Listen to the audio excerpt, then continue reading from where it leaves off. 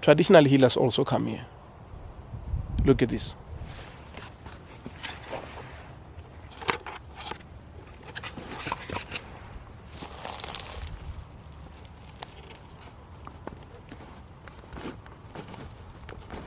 Do you see that?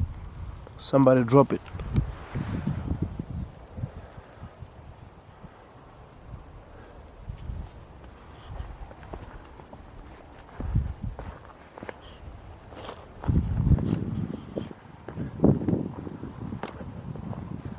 Look at that. Somebody here is here to put coins here.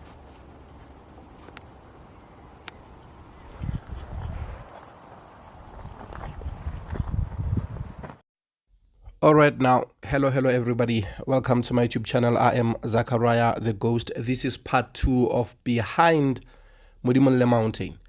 I realized that some of you guys, you were complaining about the previous video. They were like saying I'm holding back. I went to this mountain, but I didn't give you the full experience of the mountain so that you can know a lot of stuff about Modimolle Mountain. But I'm ready to share, guys. I'm getting loose today.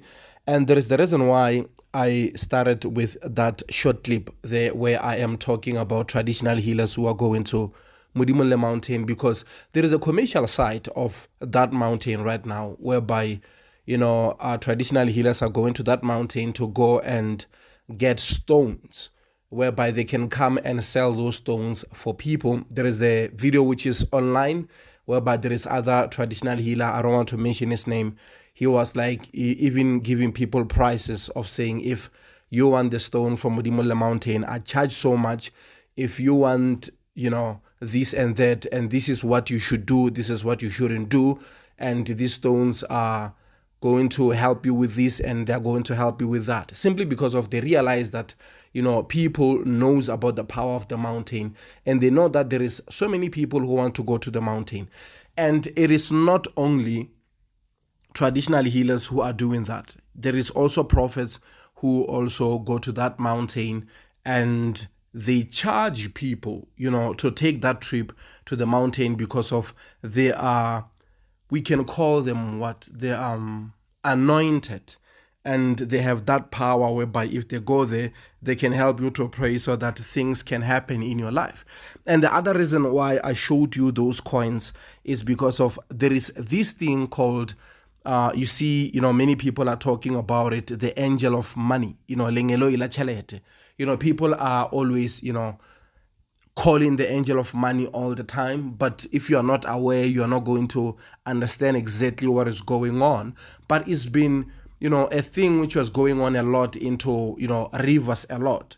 There were places where you can go to a river and you will find that there is coins which are there, or you will just find that there is a note money which is there. But I'm going to touch into that because I experienced that, when I was at, Val River, whereby one of the best and top prophet from Soweto showed up with the entourage, with group of people, and he was there and he did what he did.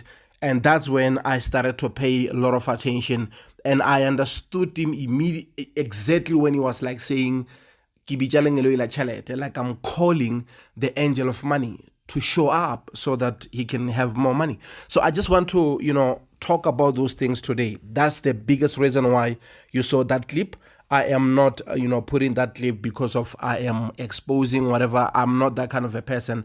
I always want to share stuff with you guys so that you will understand that things are happening, because we know even in the church space, a lot of, the so-called men of God, they used to have these, night prayers whereby they will take, the congregants and go to the mountain, and they have to pay a certain fee so that they can go there and be close to God. And we all know the power of the mountain, but, each and everything which is good, people will always find a way of commercializing it or making money out of it so that, they can go and manipulate people based on, the power that they had. Because these days, guys, it's all about who can see. If you can see, you can do whatever, because most people, they're spending a lot of money into churches simply because of that person can see things that they can see. Okay, let me start by talking about the traditional healers who are going there, because I saw that red and white beads. That is a bracelet. If you didn't pay attention, it was on the floor. And sometimes when you find certain things like that, if you were dreaming a lot about the mountain and you arrive to the mountain and the place that you choose, that this is the place where I will pray, and you find, those red and white beads, it's a language. It says something, because of, you start asking yourself a question: why did I just go straight to that place where there is red and white beads? And there is a reason why those red and white beads are not hanging on top of a tree. There is a reason why those red and white beads are not on top of a stone.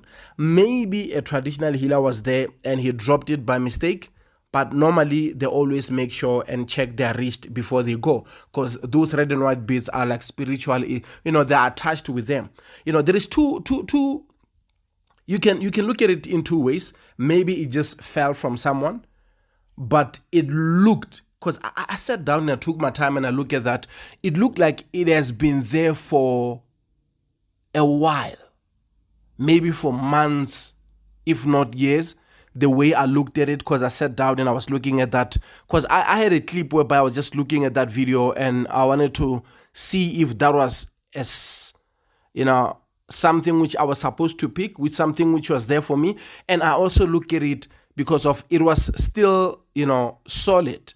There were no beads which were like, scattered everywhere. It was still in a good shape, whereby you can just pick it up and put it on your hand, on your wrist, and wear it.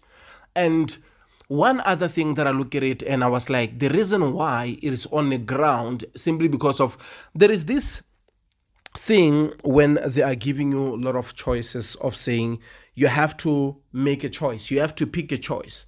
And that was it. That was like, if I have to pick that red and white beads, that means that's the route that I'm choosing, that I can become a traditional healer. But I am not there. My spirit, and I'm not there. I just want to become the person who will go and share a lot of stories. And I like one of my subscriber, he wrote a comment and he said, your moral purpose is to become a spiritual journalist. I loved that. That was beautiful. That really explained what I'm trying to do. Because even if I want to work whereby I will be helping people, but I don't want to be the person who will be, sitting at the round table and people are coming to consult. Because you can even see those who call themselves traditional healers, they are not sitting at the round tables anymore. They are looking at ways of making business, of going to these mountains and taking people to those mountains. We know those stories, we just don't want to share.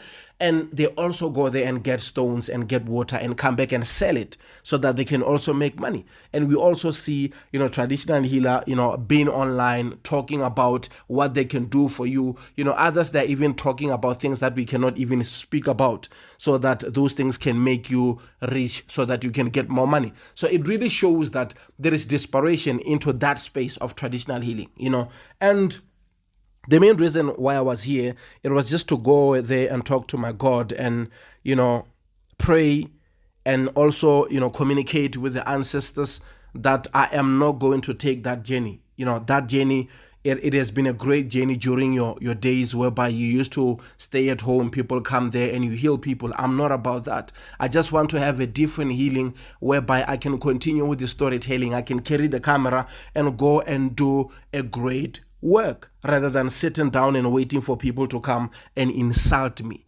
That's one thing I don't want to do. We can travel the world. I can go to different mountains. I can go to different rivers. I can capture stories and educate people. And where I can see stuff, I can just tell people, look, this is what I see. Can you please do 1, 2, 3, 4? And that's it.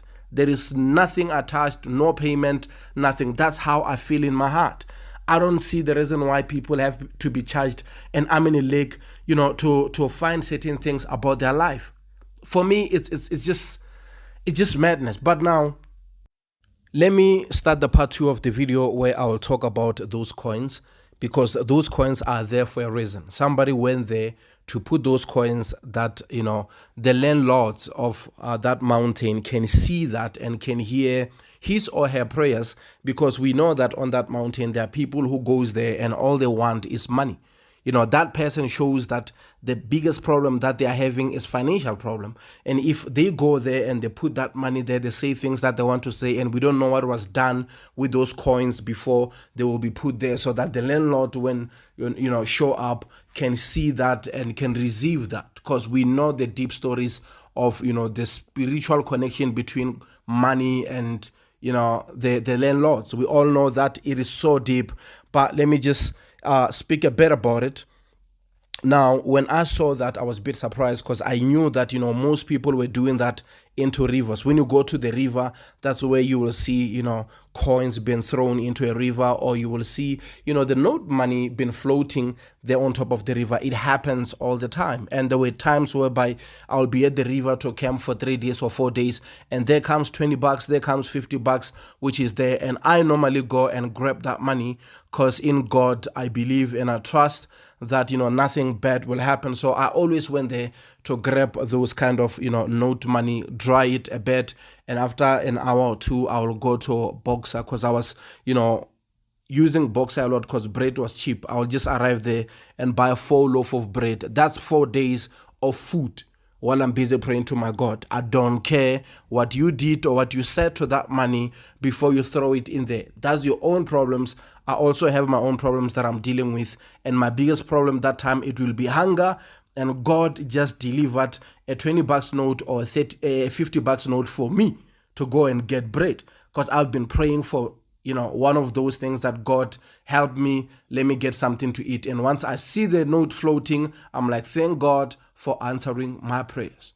And I take that money, buy bread. And I've been doing that, during those difficult times where I used to go to the river and spend a month or spend weeks, because I was not working, so I cannot leave the note and go and stuff. I remember even the time I used to go to Vetpurti, I arrived there next to the cave, you see people throwing the 5 francs coins. I'm like, I'm hungry, let me go and pray. And if I make it out there, when I come out, I pick up the coins and I'm going to go and buy bread.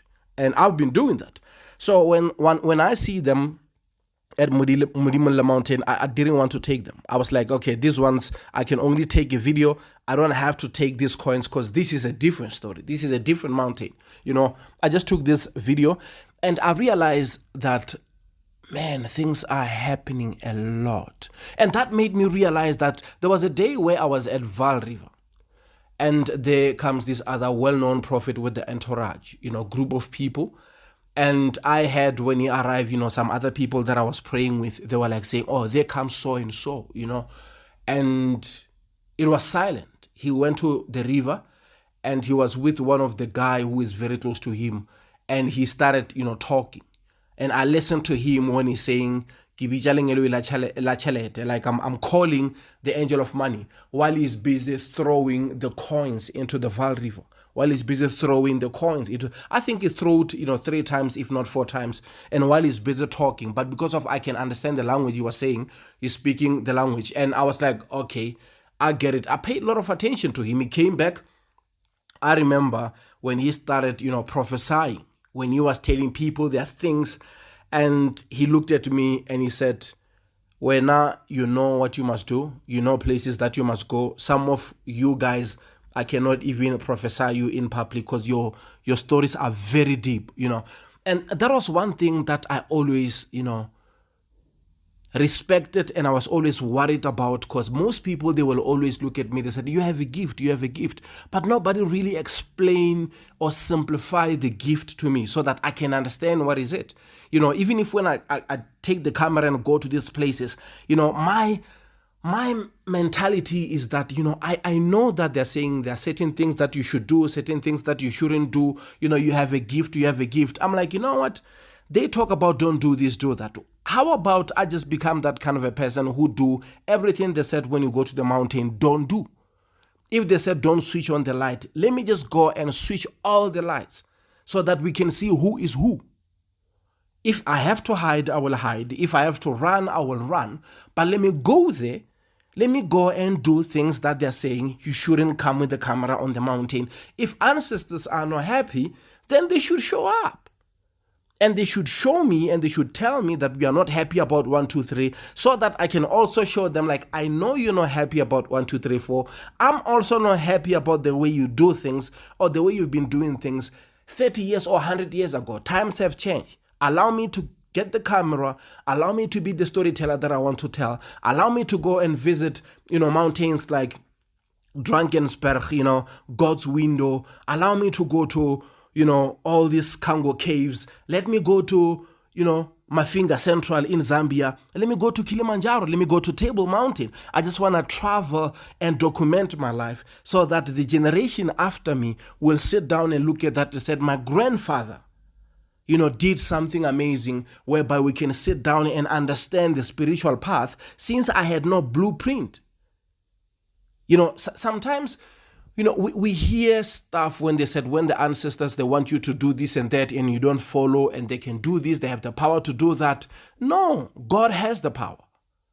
And sometimes when you gave an opportunity to become a prayer warrior, pray as hard as you can, so that they can also say, our son, we want 1, 2, 3, 4. And they should actually ask, because you are the one on earth, because it doesn't help for them to become rebels, whereby they will just say things that they want to say to you and command things to you, because God is the commander. And if the ancestors, they want me to address or to pass the certain message to certain people, that's perfectly fine. Let me be the spiritual channel whereby you can show me what is wrong that you want me to go and tell so and so that they can, rectify their mistakes and become the better human beings.